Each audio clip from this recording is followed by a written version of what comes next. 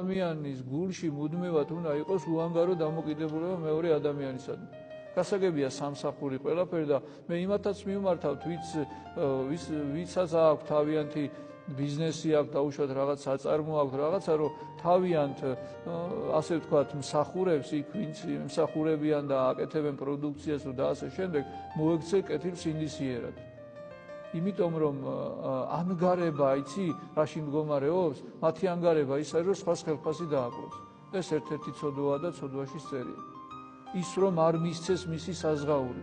ერთია რომ ადამიანმა გულით უნდა აკეთოს საქმე და არ უნდა ფიქრობდეს რომ აიმე როდის ხელფასი ან როდის ვაირა იქნება, არამედ მან უნდა აკეთოს საქმე გულით ღმერთზე მინდობილი და დანარჩენი უფროსმა უნდა იზრუნოს რომ ვინც ყავს რომ იმას ისეთ ხელფასი მიცეს რომ ადამიანმა თავისი ოჯახი არ ჩინოს. სწორი მდგომარეობა ეს არის. და დანარჩენი ნუ გონიათ რომ ვისაც ხელფასს უხდიან, ხელფასს რო უხდიან და უფროსებს გონიათ რომ რამე საქმეს აკეთებენ.